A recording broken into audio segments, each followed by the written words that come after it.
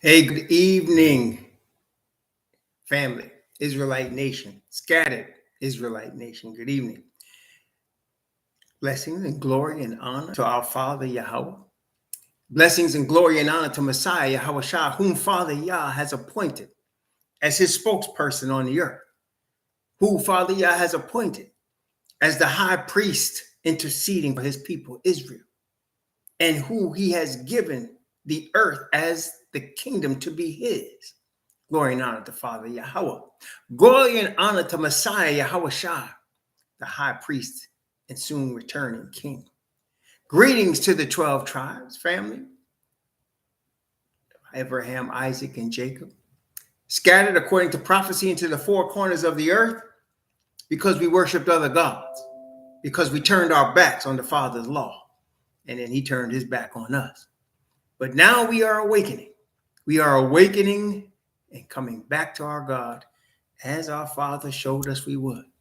Glory and honor to his name, and greetings to the 12 tribes scattered into the four corners of the earth.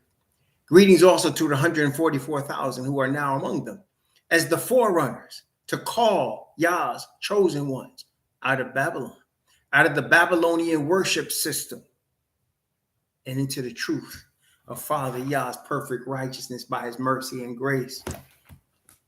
Greetings. Greetings to the Gentiles, of the children of Yafet, of the children of Ham, of the children of Shem that are not of the Hebrew Israelite bloodline, but are of the blood of Messiah, Yahweh Shah, and through faith have connected with the Father's perfect righteousness, that they might be a glory to his name. Greetings. Greetings to the chat. Brother David Harry, Brother Mark, Brother Johnny Davis, great glory and honor to the Father Yah. Greetings to all of you. Maturity approach. Greetings and shalom to all of you.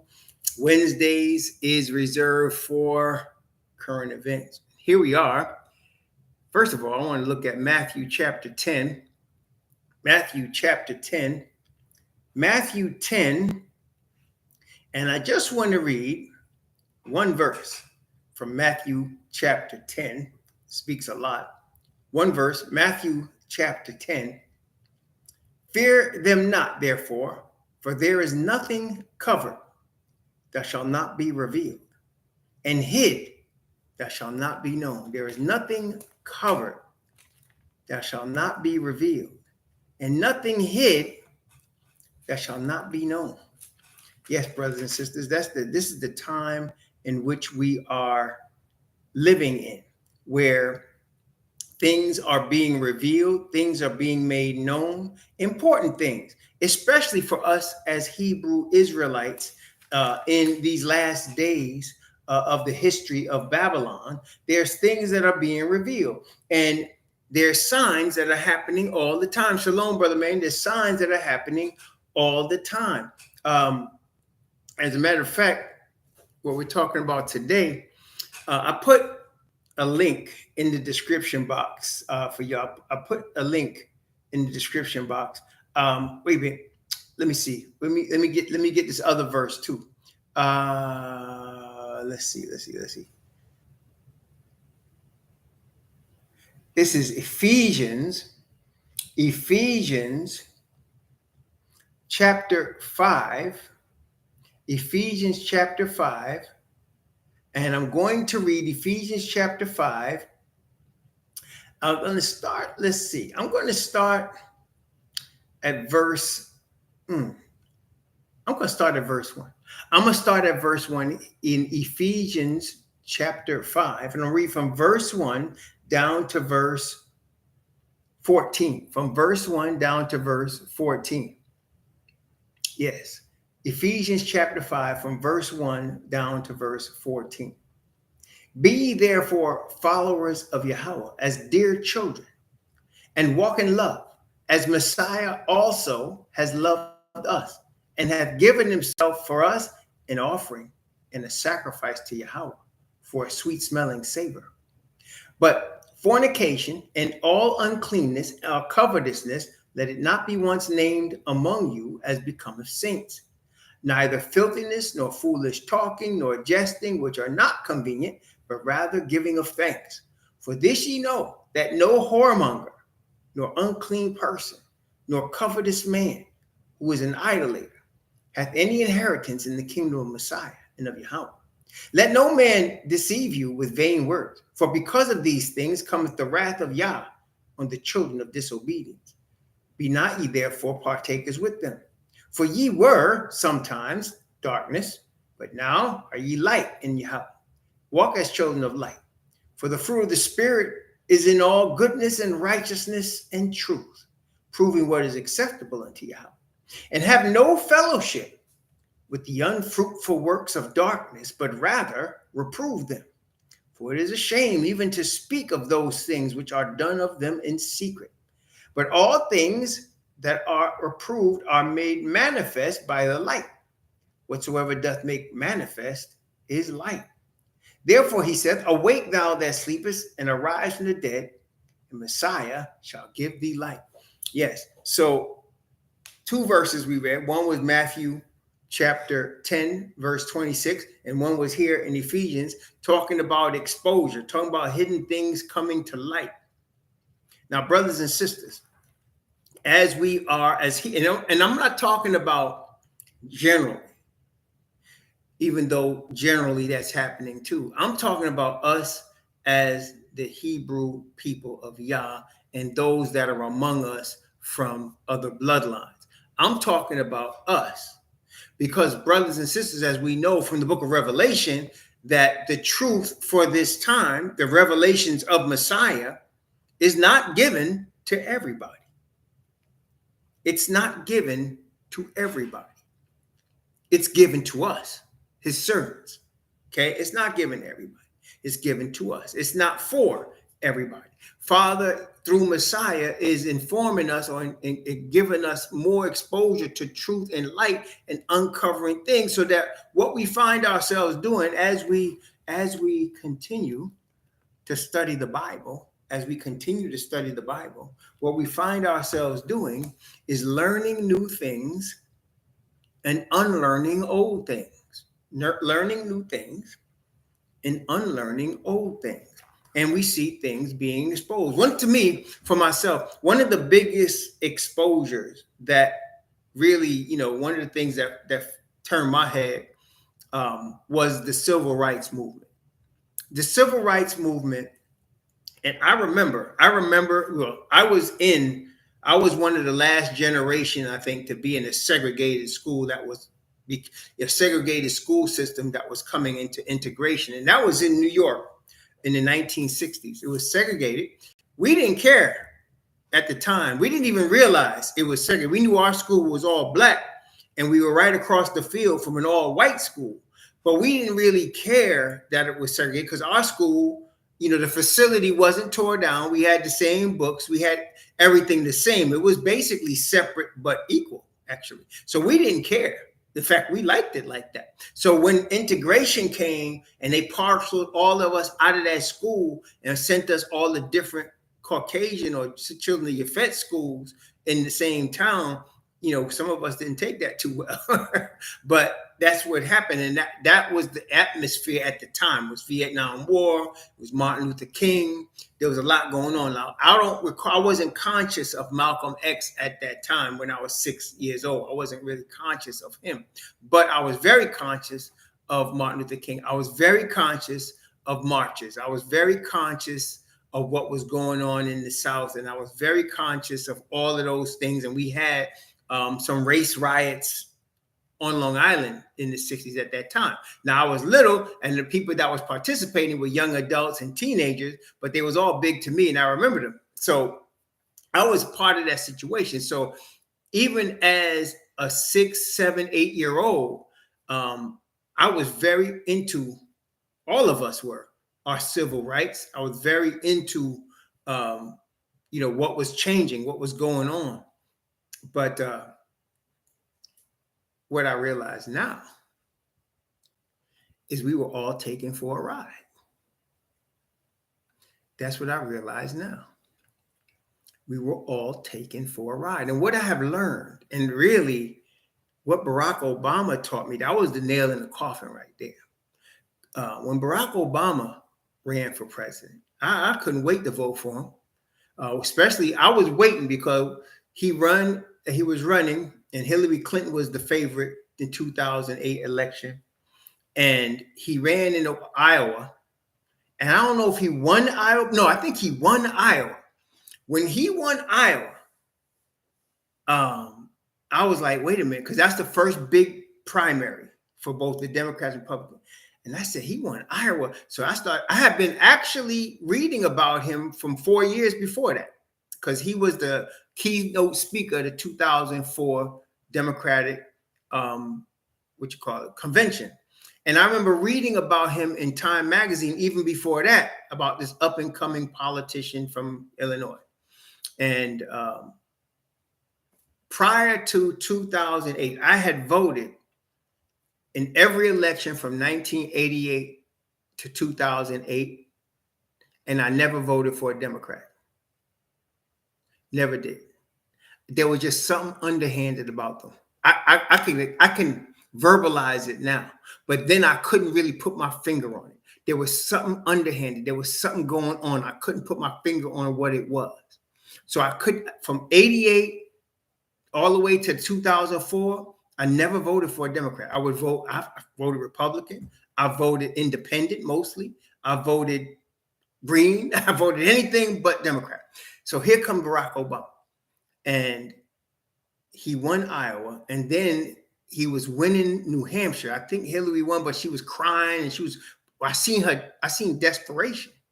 And I said, wait a minute, man. And it started causing me to forget my wits. Because at that time, even in 2008, I knew presidents weren't elected, they were selected. But I forgot all about that. And now I was behind Barack Obama because I said, there could be a chance that there was a black man in the White House. And I remember the night he won, when once he had called every state except California, I think. And California is a big state. So by that time, before they called out California, we knew he was going to win. It was me and one of my brothers was on the phone, and both of us was crying because we couldn't believe a black man was president. And to me, the whole thing was this is what it was. And it was stupid, really, but this is what it was.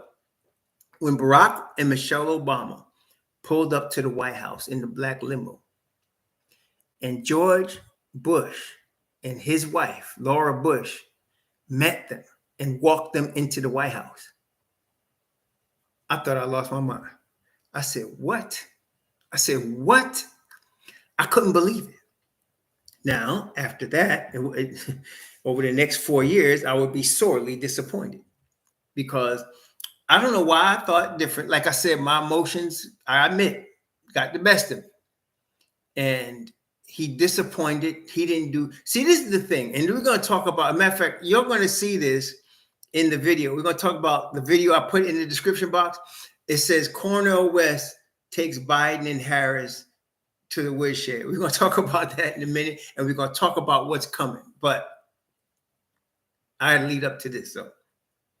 So what happens, brothers and sisters, and let me verbalize our situation, because a lot of us feel it, and even I know what that feels like. A lot of us feel it, but can't explain it.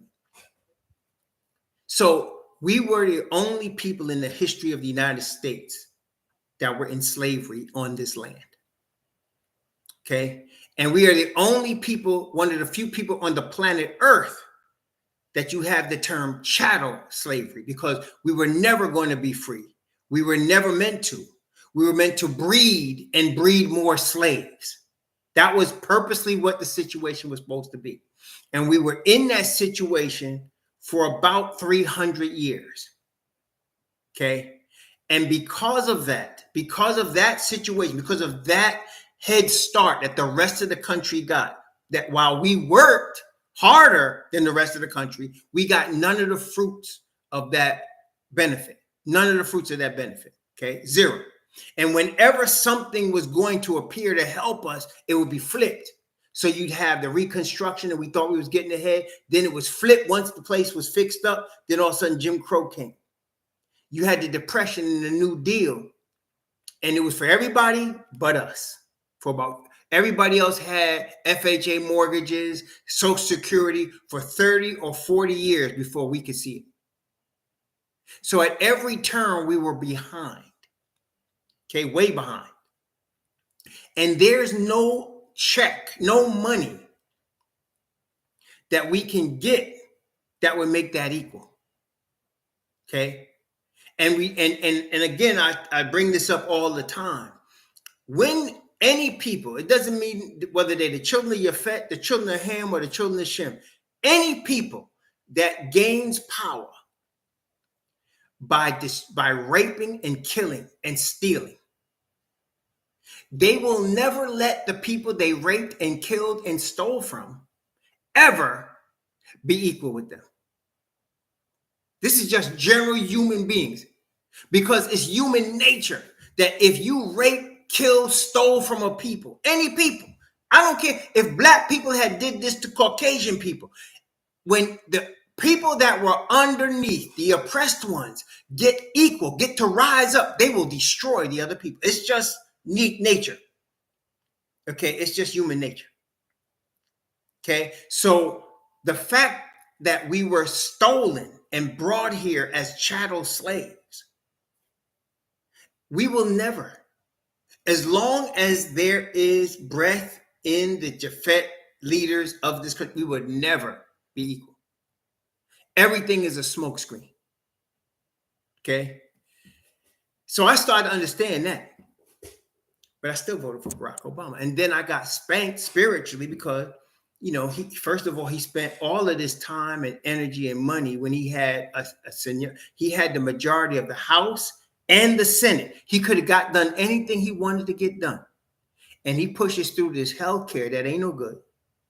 And then he put through all of these rights for the alphabet soup and the rainbow.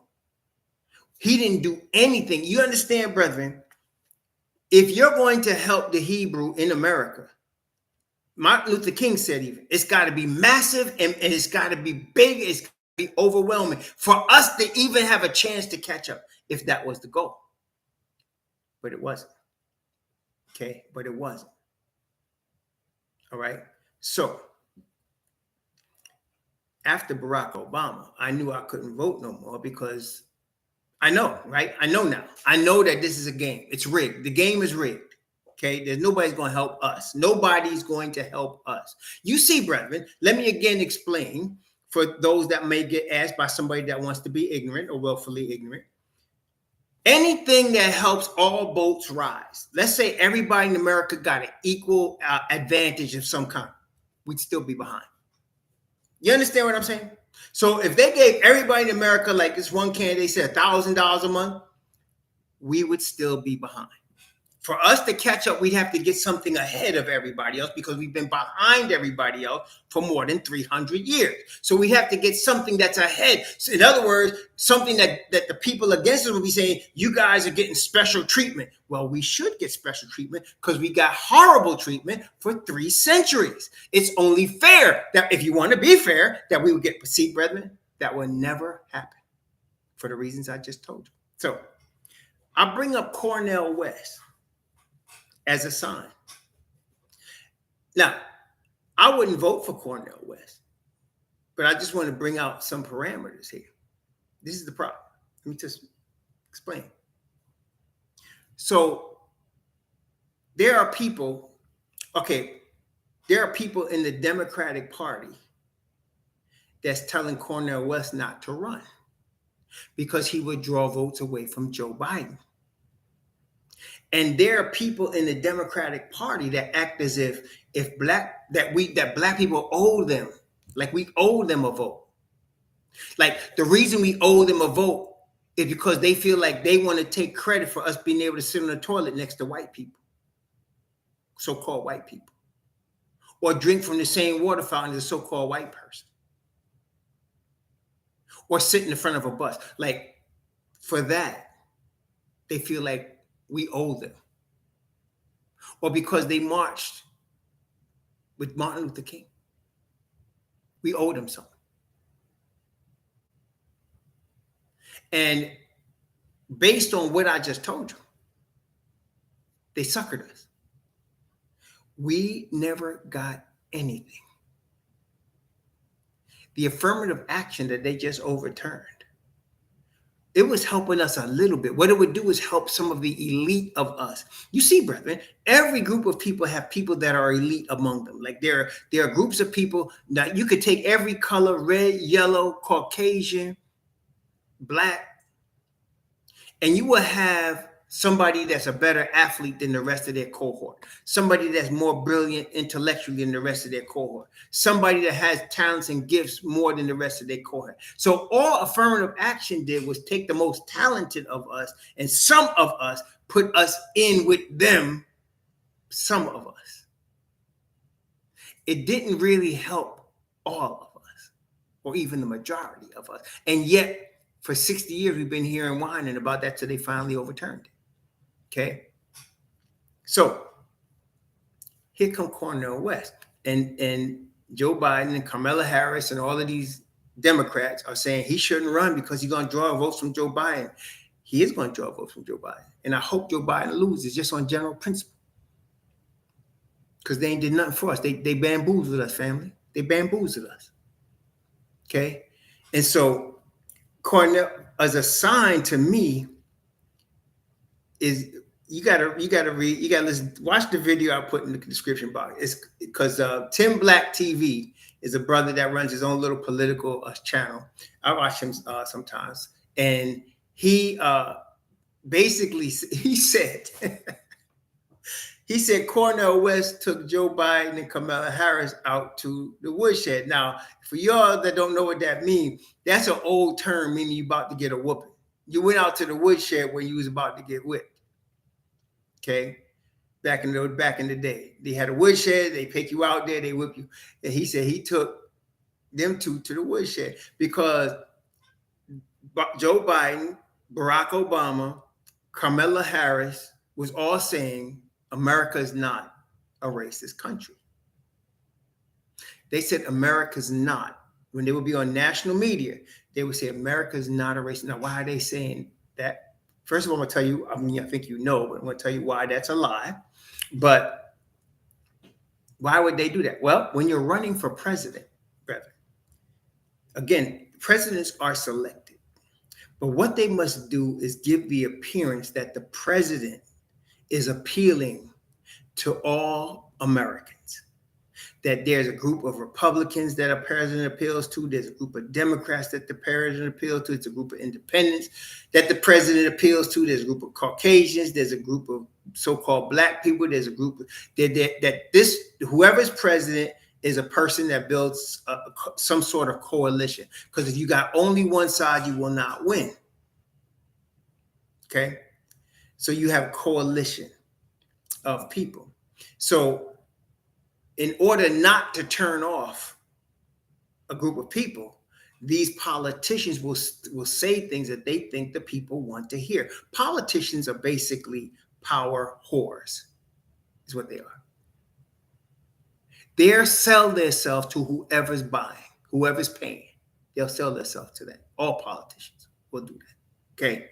And so they'll sit up there and say America's not a racist country because there's a group of Democrats that'll buy that. There's a lot of Republicans that'll buy that, and so there's a lot of black people that won't, but they take that for granted because you're Democrat, you're supposed to just vote for them. So they'll take that for granted and they'll try to build a coalition. But that's a lie. Now, why is it a lie? Let's quickly break this down again for people that don't understand. First of all, there's no such thing as reverse racism. No such thing. Again, let's go back to the origin of race. The King James Bible does not categorize people by race. People are categorized by nation and who founded the nation. Okay?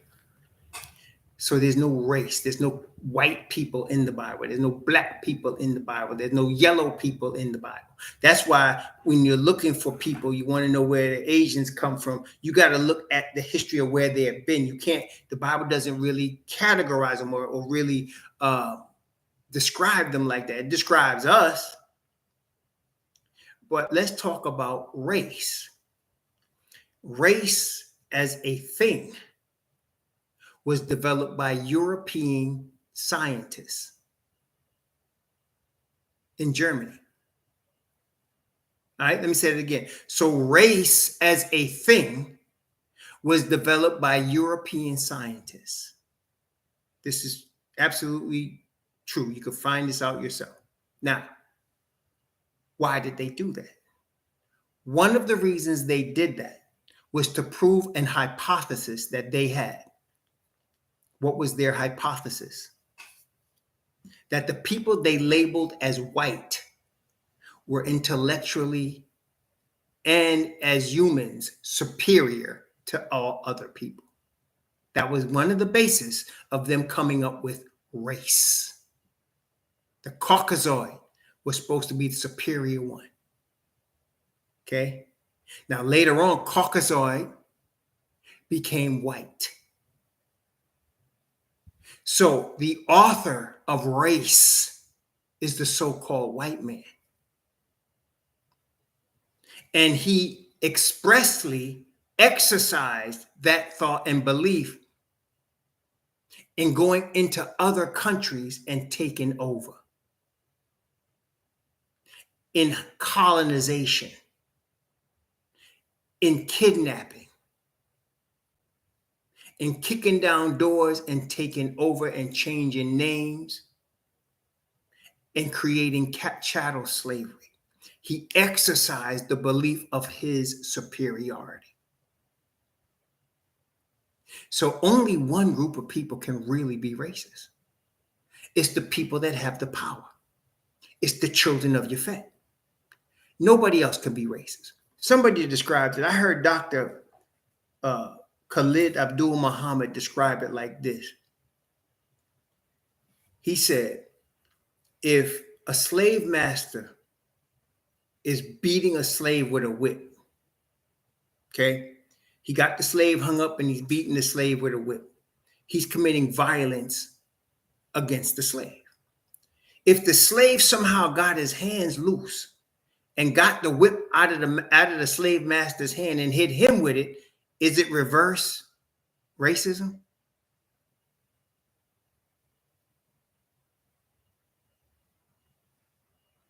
Is that reverse racism?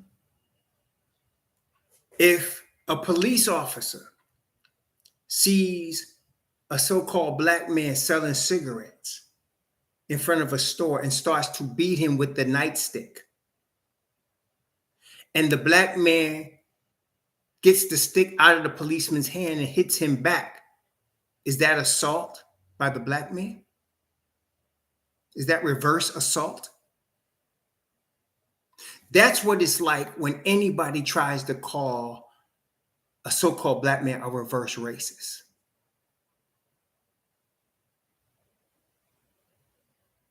So there was a politician named David Duke, still around, a racist, a Caucasian, what's called a white nationalist. He's a racist. He thinks they are superior because they just are, and we're inferior to them, we being anybody person with melanin. So David Duke on one side, a Klansman, Malcolm X or Khalid Abdul Muhammad on the other side. Somebody said both of these people are racist. But I beg to differ. The Klansman was never strung up and had his privates cut out. The Klansman was not brought here for chattel slavery. The Klansman didn't work for free for 300 years. So they can't both be the same. The next time somebody tells you that, lay that on them, because that's the truth. Okay? That's the truth. So Cornel West is saying America's a racist country.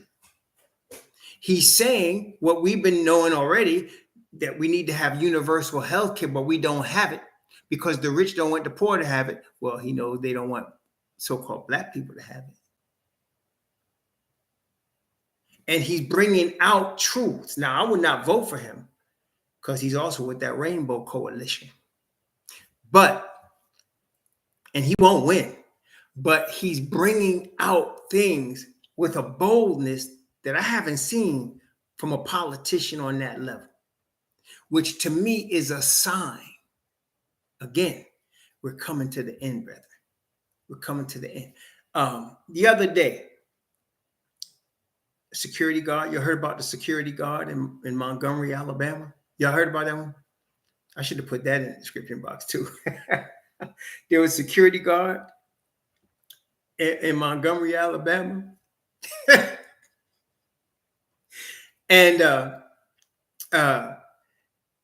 he was telling some people in a boat that they parked their boat in the wrong spot.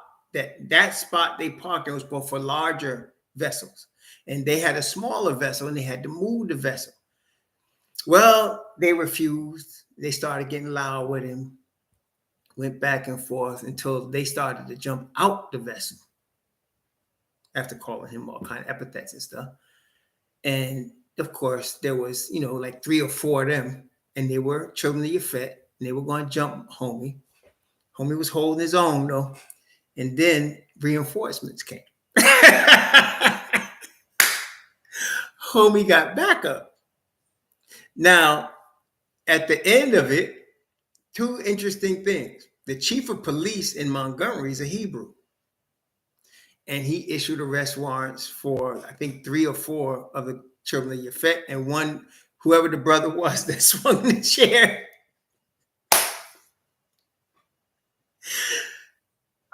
But if you want to be, you're right, the chairman of the board.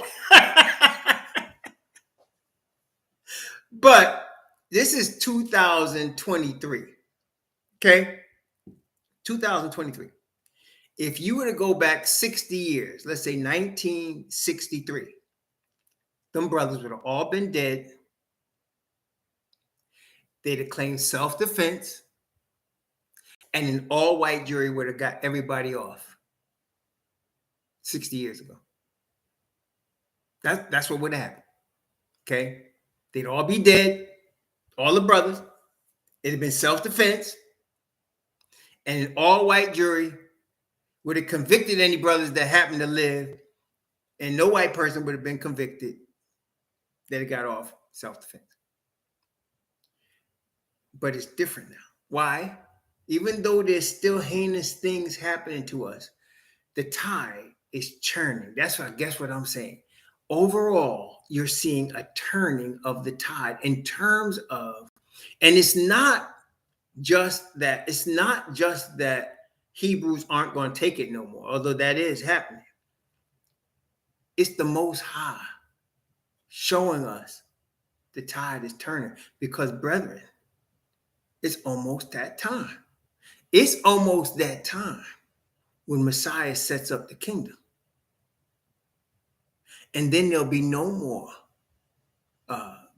Babylon. There'll be no more children of Yafet. There'll be no more of that like we have now. No more Babylonian system.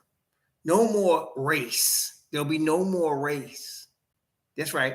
About to tell you places. There'll be no more race. Okay? It's going to be led by an Israelite kingdom. And speaking to that, I want to share something with you. I picked up. Told you. Some of y'all might have forgot. Some of y'all might have forgot. Y'all remember this? Y'all remember this? Y'all remember this? Y'all remember this? Some of y'all might have forgot. Remember what we talking about? Remember what we talked about? Remember what we talked about? When did we talk about? It was the beginning of the year. The Hebrew year began in late March. And we're supposed to be counting the months, the Hebrew months, till we get to the 7th month. Remember that? We're in the 5th month right now. About the 17th, 16th of August will be the beginning of the 6th month. The 7th month, from when I looked at the calendar, begins on a Friday night, a Shabbat, the 16th of September. That's the first day of the 7th month. Okay. So I got mine. I've been trying to practice it. Boy, it's going to make all kind of ugly noise. But hey, this thing cost me about $25. Got it from some Ashkenazis on Amazon. Cost me like $25. And so I really didn't want to pay too much for it because it's symbolic. It's symbolic, right? So yeah, it's almost that time. Now, what time is it? What are we talking about? Well, brethren, we know. First of all, let's go to Numbers chapter 10. Numbers chapter 10 give us the statutes for the horn. Numbers chapter 10. I'm going to begin at verse 1, and I'm going to go from verse 1 down to verse 10, with the emphasis being on verse 10. But this is where Moses gave the children of Israel the statutes regarding the trumpets, the shofar, okay? The shofar. Beginning in Numbers chapter 10, beginning at verse 1, and Yahweh spake unto Moses, saying, make thee 2 trumpets of silver.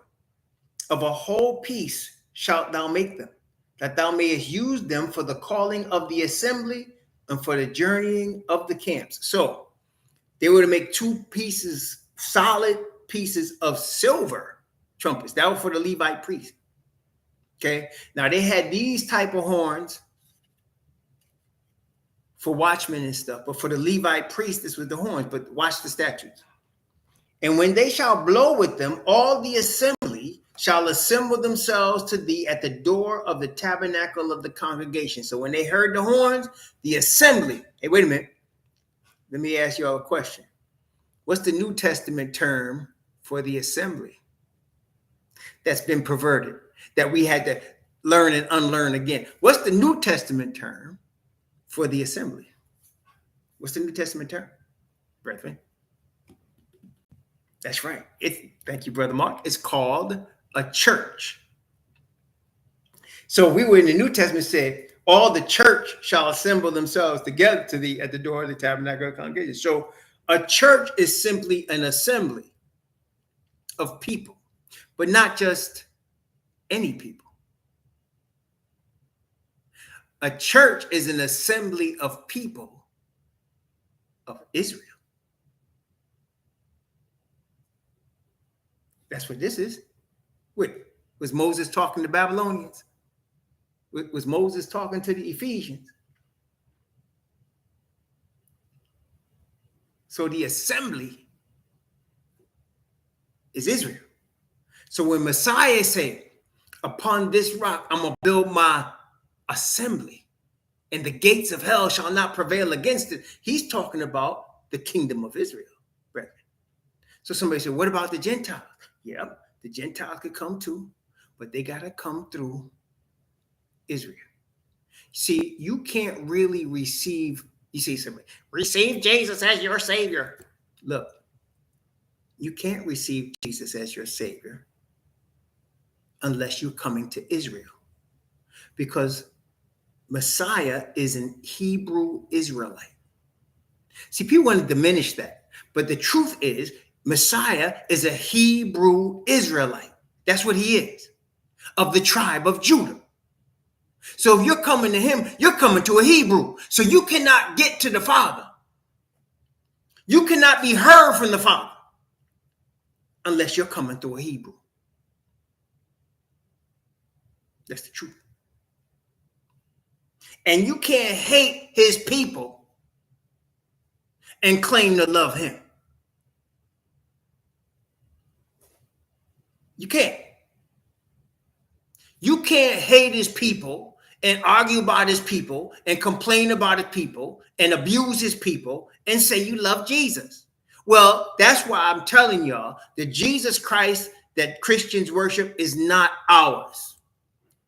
Ours is the Hebrew Israelite Messiah. Even in the Old Testament and the New Testament, he's the Hebrew Israelite. That's our Messiah of the tribes. And he invites Gentiles to come. But they got to come through him, the Hebrew Israelite. And when, even in the New Testament, when they get taught, You ain't see no place in the New Testament with no Gentiles teaching them. Peter's teaching them, a Hebrew Israelite. Silas is teaching them, a Hebrew Israelite.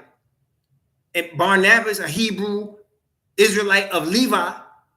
And Paul, a Hebrew Israelite of the tribe of Benjamin. That's who's teaching your New Testament Gentiles. So nobody's coming to the truth really, except you coming through a Hebrew Israelite. So you're going to have Gentile nations in the kingdom. The Bible tells us that in Revelation. And you're going to have kings in those nations. See, if you notice at all, the Gentiles that come into this truth are poor. I think they would tell you that. Economically speaking, they're poor. Why is that different? Because the Most High loves all people that are oppressed, no matter what color you are. He's calling all people that are oppressed and poor. Now, we know we've been oppressed and poor because of our sins of our fathers. But all people that are oppressed and poor, he with y'all. So you're going to see Gentiles come into the kingdom. And they're going to have nations, and they're going to be their own. They're going to have kings, but they're going to come through from us. We're going to be there. Okay? Okay? So, look here. Numbers chapter 10, verse 4. And if they blow but one trumpet, then the princes, which are heads of the thousands of Israel, shall gather themselves unto thee. When ye blow an alarm, then the camps that lie on the east part shall go forward. When ye blow an alarm the second time, then the camps that lie on the south side shall take their journey. They shall blow an alarm for their journey. But when the congregation is to be gathered together, ye shall blow, but ye shall not sound an alarm. And the sons of Aaron, the priests, shall blow with the trumpets, and they shall be to you for an ordinance forever throughout your generations. And if ye go to war in your land against the enemy that oppresseth you, then ye shall blow an alarm with the trumpets. And ye shall be remembered before Yahweh your Most High, and ye shall be saved from your enemies. And also in the day of your gladness, and in your solemn days, and in the beginnings of your months, ye shall blow with the trumpets over your burnt offerings and over your sacrifices of your peace offerings.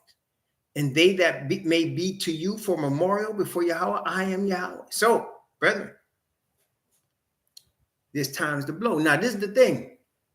We're not in our land. Y'all know that, right? We're not in our land.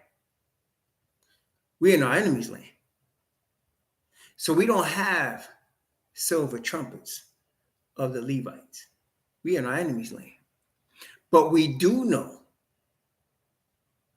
what months it is. The Most High has revealed to us the months of the feasts.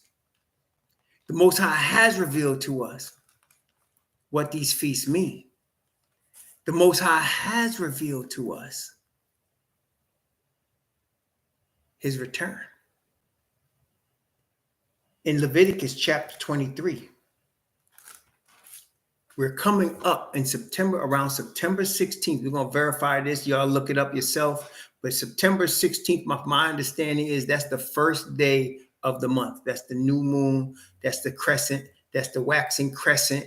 That's the new moon, 16th of September, the first day of the 7th month. All right, let's take a look. Now, there's 3 important events that the Father has given us in the 7th month. Now, it's interesting, of course, 7th, right? It's the 7th month. It does bother me a couple of things, little stupid things, but I shouldn't let them bother me. But it is not, let me repeat, it is in no ways, shape, or form a new year. It is not a new year.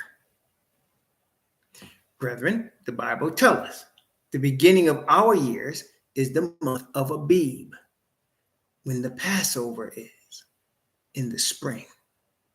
That's the beginning of the year. for the Hebrew. Okay, in fact, let's take a look at it. Before we go to Leviticus 23, let's go to Exodus chapter 12. Exodus chapter 12.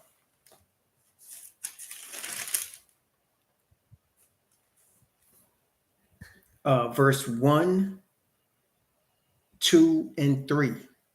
Verse 1, 2, and 3. Exodus chapter 12, verse 1, 2, and 3. And Yahweh spake unto Moses and Aaron in the land of Egypt, saying, This month shall be unto you the beginning of months. It shall be the first month of the year to you. Do you see that? Right? That's the first month. What is that? Speak unto all the congregation of Israel, saying, In the 10th day of this month, they shall take to them every man a lamb according to the house of their fathers. So now he's going to give them the Passover. The Passover is in the spring. So the beginning of the year is in the spring. Do we understand that? The beginning of the year is in the spring. And the year has 12 months, not 7. 12. Okay. This is why I say, let us look.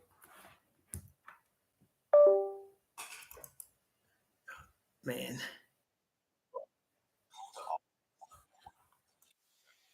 Let us look to the Bible and the Bible alone for our guidance, brethren.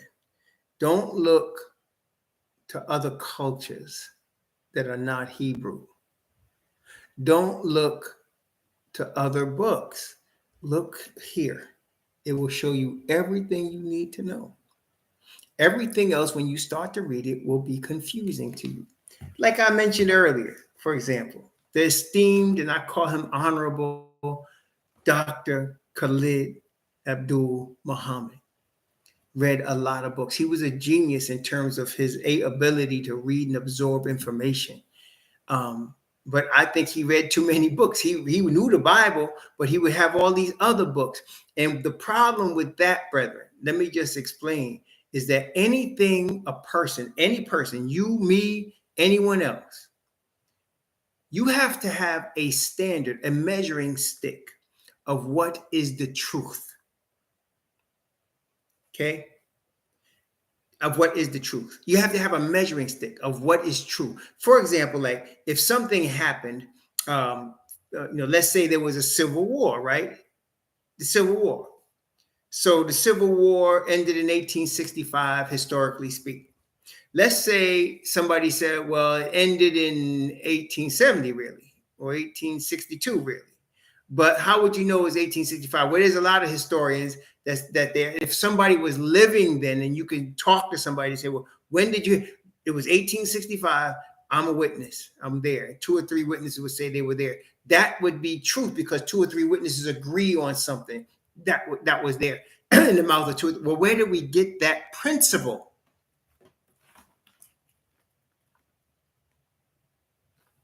So you need to establish what is truth. So Khalid Muhammad, I was listening to him, and he said the original name of Egypt is Kemet. Bible quiz. What does the Bible say is the original name of Egypt?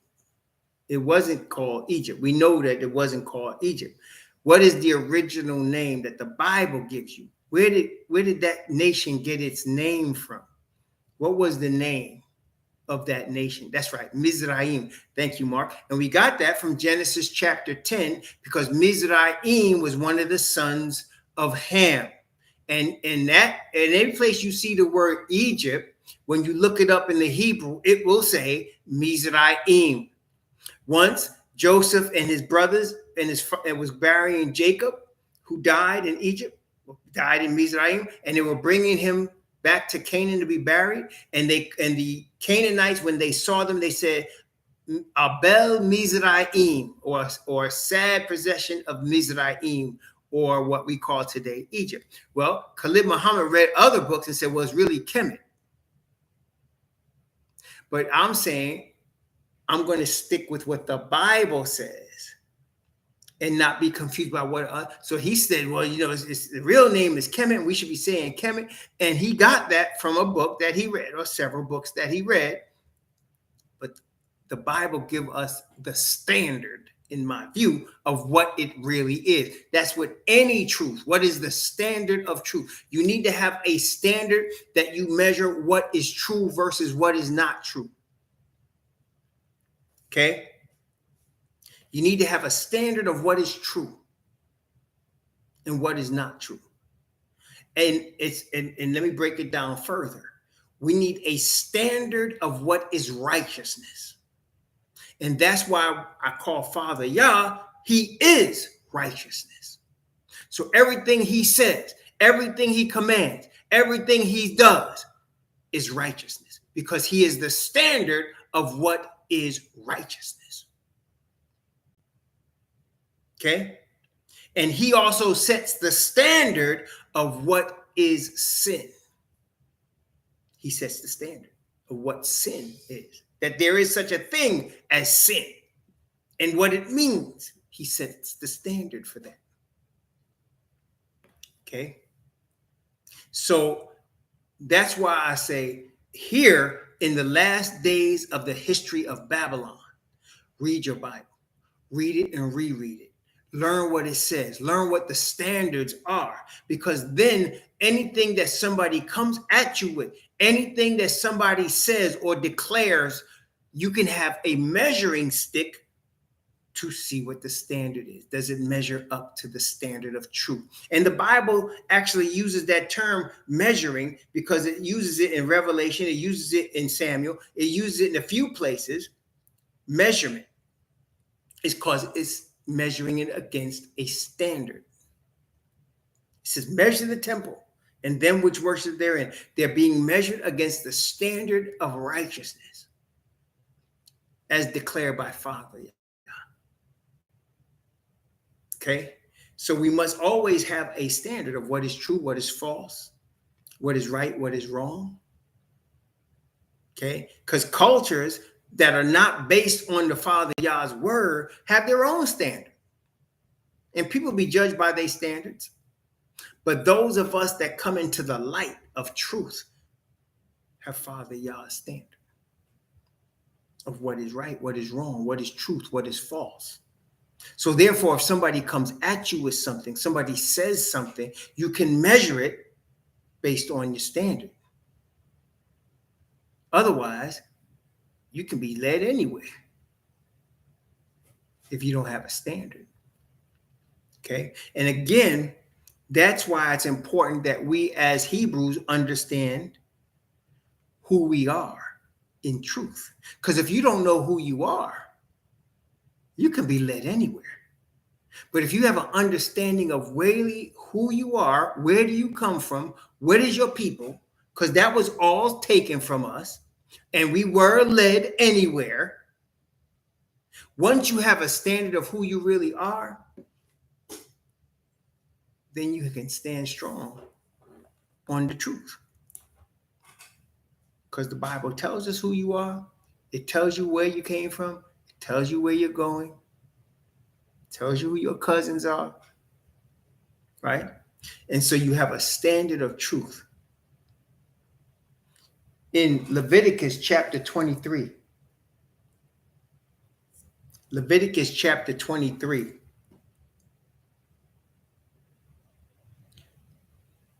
Again, this is the Most High speaking to Moses and Moses speaking to Israel. This is why Messiah, Moses is like a type of Messiah. Most High spake to Moses and Moses spake to Israel. Most High spake to Messiah, Messiah spake to Israel. Okay? In Leviticus chapter 23, beginning at verse 23, and I'm going to read from verse 23 down to verse 25. Leviticus chapter 23, from verse 23 to verse 25. And Yahweh spake unto Moses, saying, speak unto the children of Israel, saying, in the 7th month, in the first day, the first of the month, where just day is supplied, first being the new moon, the first of the month, ye shall have a Sabbath, a memorial of blowing of trumpets, a holy convocation. Ye shall do no servile work therein, but ye shall offer an offering made by fire unto Yahweh. Now, we got to be in the land to do this, or at least as a nation that's together in assembly, right? We can't do it in our enemy's land because we'd have to keep a Shabbat. We'd have to ask permission to keep a Shabbat. Some may get permission, some may not. But the fact that you have to ask for permission, right? If you working somewhere and the first day of the 7th month falls on a Wednesday, you can't just decide you're going to take off. You got to ask your boss, your employer. You got to ask them, can I get off on Wednesday? Let me ask you a question. If we were in the land as an independent nation with King David over us and Messiah as king of the whole earth, do we need to ask permission of anybody to use that day as a Shabbat? No. But the fact that we have to do it, that principle alone tells you you cannot keep the feast the way we should because we're in our enemy's land. And as long as we're in our enemy's land, this is how we do it, right? So when it says holy convocation, I looked up the word convocation in the Hebrew, and it has several meanings, but one of the meanings it says, which is very interesting, rehearsal. A holy rehearsal. Now, let me ask you, Bible quiz question number 2 tonight. Rehearsal for what? What's a rehearsal for what? The first day of the month, blowing trumpets, holy rehearsal or convocation. What are they rehearsing? What are they getting ready for? No, not quite. I'm going to show you in a minute. What are they getting ready for? What's the rehearsal? First day of the 7th month, September the 16th. Brother Mark. Brother Mark don't even want reading his Bible in here. That's right, brother. His brother Mark don't even want reading his Bible. Let's come back. Come on, read your Bible, y'all. Read your Bible. Read it, all right? It's almost that time. All right? Leviticus chapter 23, verse 26. I'm going to tell you what they're rehearsing, or should I say Moses is getting ready to tell you what they're rehearsing. Leviticus chapter 23, beginning at verse 26. What are they rehearsing for? And Yahweh spake unto Moses, saying, also, on the 10th day of this 7th month, there shall be a day of atonement. That's what they're rehearsing for. Yom Kippur. Yom Kippur. Yom Kippur. Day of atonement. That's what they're rehearsing for. They're rehearsing because that's coming up on the 10th day. Does that make sense, y'all? Very important day, Yom Kippur. It's not a new year either. But we're going to read about it right now. Y'all got that? So they're rehearsing for the 10th day. Why? Leviticus chapter 23, verse 27, 28, 29, 30. Actually down to 32. Leviticus 23 from verse 27 to verse 32. Also on the 10th day of the 7th month, there shall be a day of atonement. It shall be a holy convocation. See? Holy rehearsal unto you. Ye shall afflict your souls and offer an offering made by fire unto Yahweh. Ye shall do no work in that same day, for it is a day of atonement, to make an atonement for you before Yahweh your most high. For whatsoever soul it be that shall not be afflicted in that same day, he shall be cut off from among his people. See how important it is that they get ready for that day? So that if you're not afflicted, if you're not confessed your sin to the Father Yah through that high priest on that day, you can be cut off from Israel, cut off from salvation. So it's important, right? Hey, we all learning, Johnny Davis. We all learning. Leviticus chapter 23. So the first day of the month, the blowing of trumpets, is a rehearsal to prepare for the 10th day. Okay, get your mind, get your spirit ready for the 10th day. You get 10 days to get ready, because on the 10th day, if you're not afflicted, if you're not bending the knee before the Father, if you're not praying toward the holy temple, confessing the sin, you can be cut off. Okay, very important. It's a day of salvation. Okay, verse 30. And whatsoever soul it be that doth any work in that same day, the same soul will I destroy from among his people. Ye shall do no manner of work. It shall be a statute forever throughout your dwellings, throughout your generations in all your dwellings. It shall be unto you a Shabbat of rest, and ye shall afflict your soul. In the 9th day of the month at even, from even unto even, shall ye celebrate your Sabbath. So even started at 3 o'clock, because 6 o'clock was a new day. So on the 9th day at 3 o'clock, you stop everything and you get ready for the 10th day, Day of Atonement, when the high priest goes into the most holy place with the sins of Israel and gets all of the sins of Israel cleansed as a nation.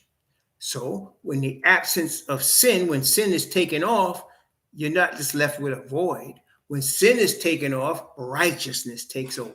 So now this is a day when Israel is sealed in the Father's righteousness. This is a day when they receive righteousness in place of their sin. This is a day when all the sins they've confessed all year are taken out of the sanctuary and placed on the scapegoat. So on the first day of the 7th month, on the first day of every month, there was a celebration. Every month on the first day. We said in Leviticus and Numbers chapter 10. And the first day of every month is a celebration. So the new moon was 12 times a year in Israel, and 12 times a year they would have celebrations on the new moon. But not 12, 11. 11 times a year they would have celebrations on the new moon. Because in the 7th month, it wasn't a celebration. In the 7th month, it was a rehearsal for the 10th day of the month.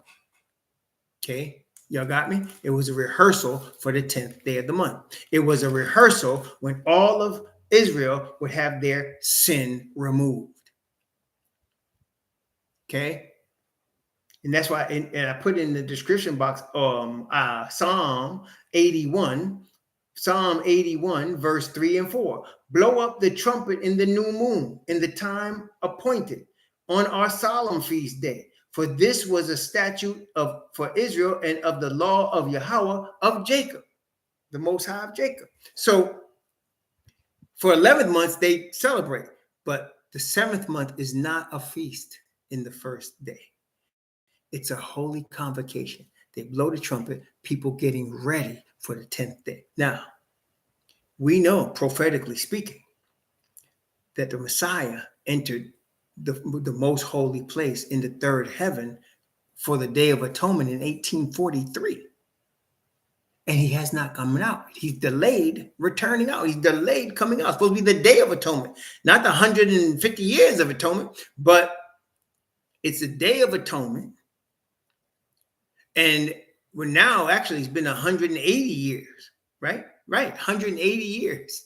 But why is there the delay? Well, why has he been in there 180 years?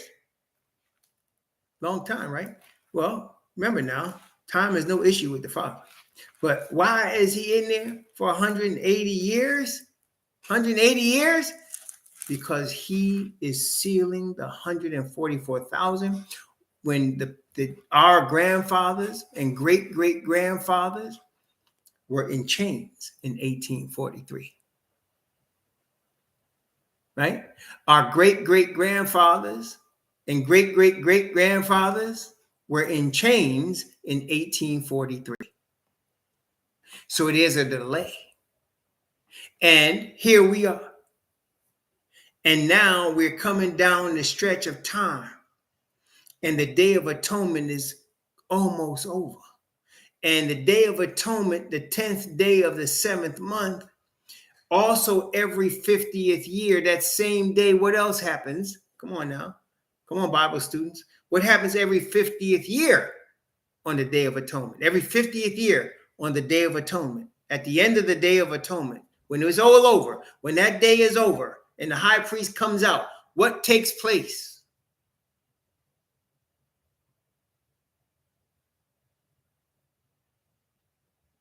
What starts?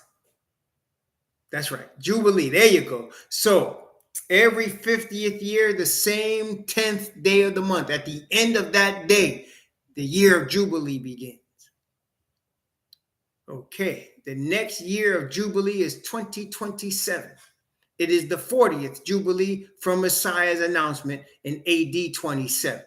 It is 2,000 years since Messiah made that announcement. And now we're coming up on the Day of Atonement and the Jubilee in the spring, in the fall, the 7th month, the 10th day of the month, 2027. So this year, nothing's going to happen, but we are commemorating this on September 16th by blowing this trumpet. We're commemorating that. Right? So 6 p.m. on September 16th, blow the trumpet. It's a commemoration. We really cannot keep the trumpet day, but we can blow our trumpets. We really don't have the Levite priests with the silver trumpets, but we got something. It's kind of broke down, isn't it? But it's all right, because just a few years and it's all good. Just a few years. And that's what time it is. So all the things we're seeing, with the, I don't know, Castle King, he asked a good question. Should we blow it once or twice? I'm just going to blow it. Honestly, brother, I don't know. I'm just going to blow it. I'm just going to blow it. But I got this from Amazon. I got it from, where I get this thing from? I got it from the Hallelujah store, Modern Judaica store in Amazon. I think it costs $20-something. And probably not even worth that. And they give you this little brush, and they give you a thing to hold it in. But I just wanted the horn so that we're commemorating each month this year, so that we can now keep track of the months. Because brothers and sisters, we know that when we're out in the wilderness, it's called, let me see, I'll tell you, hang on, I'll tell you, that's a good question, John David. Let me see, I'll tell you. I'll tell you right now. I'll tell you what it's called. Well, it's called a shofar, but if they got a specific name for this particular one, let me see here.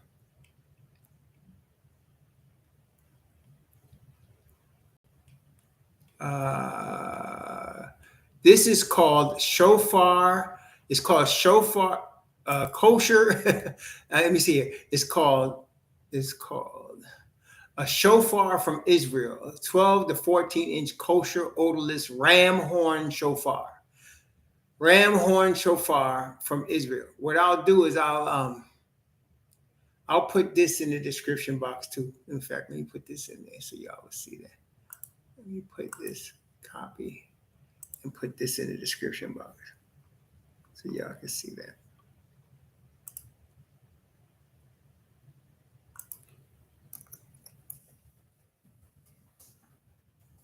Okay, yeah, I put that in there so y'all can see that. Yeah. That's good, Junior. Praise the Most High. So, yeah, so the 5th month begins next week, the end of next week, the 6th month. We're in the 5th month right now. The 6 months begin the end of next week. Yeah, I mean, it tells you if it's war or if it's a gathering of the assembly, right? So I wasn't sure. I got to look it up, but I just wanted to make sure I'm ready. to blow it.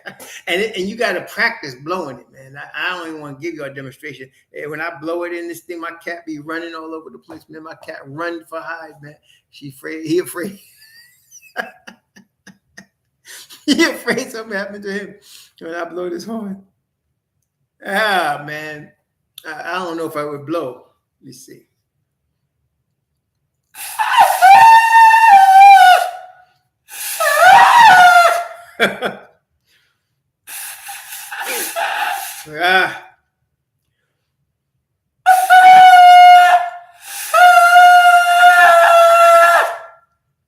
If you blow a trumpet, you probably could blow that thing, because I can't blow a trumpet. But that's what I'm gonna do on the 16th. I'm gonna blow this thing, and so it's gonna be the first. It's gonna be the first day of the 7th month. 10 days later, 10 days later will be the 25th of September would be the Day of Atonement. 5 days after that, the 15th day of the month, around the 30th of September, will be the Feast of Tabernacles. We got to confirm all that as we get closer to the time with the months and everything. But that's what we're dealing with. So really and truly, while all of these things are going on planet Earth, fights and riots and presidential races and 100 degrees and fires and tornadoes and hurricanes and global warming, the Father Yah and the Messiah are finishing their work. See, are finishing their work. The Father Yah and the Messiah are finishing their work as all of these things are going on. Okay, so praise the Most High. Praise the Most High. And that's the point. It's almost that time, y'all. So here in 2023, we have 4 years until the Jubilee. 4 years until the Jubilee. And then 5 years after that, it's over. It's over. Okay, it's over. This thing is coming to a close. Yeah, it's right. Yeah, so it's almost over, man. It's almost over. So we just right now, all of us are being spiritually prepared. It's funny. I used to, I liken this unto diet. I used to, back in the day when I was little, they come out with this thing, fat is bad for you, right? Stay away from fat. So then they stuffed everything with sugar, and we was eating all these non-fat stuff. And then when I was in the Christian church, we stayed away from meat. Stay away from meat. Stay away from fat. So we ate all this fake meat and all these vegetables and fruits and stuff. And then we ate all that crap, right? And I got to the point now, at all of these years, trying to learn, and that's what I've been doing, been learning or trying to learn how to eat properly in these last days, because foods change. I used to just live on fruit. As I told you, I was a fruitarian for a number of years, but then I couldn't continue eating the fruit. It was hurting my body. So I was coming to the conclusion that the best course of action, or one of the principles I have learned, is to try to get as many nutrients in my body as I can. Like, try to eat foods that are as nutrient dense as I can, that don't hurt me. And so it comes down to the nutrients, right? Well, in the world of the spirit, the nutrient is the Father's Holy Spirit. It is the Holy Ghost. That's the nutrient. See, I see brothers saying, he have trouble maybe with smoke or with this or that. People have trouble with different things. But the nutrient for spiritual health, to help you overcome anything, is the righteousness of the Father and his Spirit. Seek the Father's Spirit and his righteousness. Everything will fall into place. Everything will then fall into place. Okay? So just, feed your spirit, I guess is what I'm saying. As I've told you, I've learned to feed my body and try to put as many good nutrients in my body, stuff that my body processes, stuff to stay away from things, even if they have some nutrients. I can't eat no sugar, so I stay away from sugar. But I eat stuff, I try to get clean meats. I get vegetables. I eat salads. I try to get protein. I try to get healthy fats in my body. But I'm trying to get nutrients is what I'm looking for. I want all of the minerals and nutrients that I could get in my system with some clean water, right? That's what I want, right? Well, spiritually, you want to overcome, whatever it is, whatever, everybody has issues. We're in the earth. We're sinners in the earth. All we are is sinners that are clean by the Father's grace. And so we are sinnerholics. Somebody say, I'm an alcoholic, right? I'm an alcoholic and I've been clean for X number of days. Well, we're all sinnerholics. And as far as the Father's righteousness, that's what keeps us clean. Feed your spirit. Feed your spirit with the word. Feed your spirit with prayer. Feed your spirit with the Father's spirit. Take that spirit. Ask the Father for him. Ask him to give you his spirit. And that will cause you to overcome all your problems, your stress issues, your cigarette issues, everything. It'll cause you to overcome. It'll cause you to have a peace. And, it sounds simple, but most people won't do it. You know why? Most people won't do it because it's a pride problem. Because you're dependent on your power of the Father. And not dependent on you. And then most people don't want that because what ends up happening when you do that is you got to face yourself. And the majority, not even joking, the majority of human beings do not want to do that. Face yourself. That's it. But just keep seeking the Father, Yah. Keep seeking his spirit. Feed your spirit with his word. Feed your spirit with his spirit. And he will cause you to overcome all. You will overcome all. It might take time because you're dealing with yourself, but you'll overcome all. Praise the Most High. May the Most High bless you and keep you. May he cause his face to shine upon you and be gracious unto you. May he lift up his countenance upon you and give you peace. Shalom.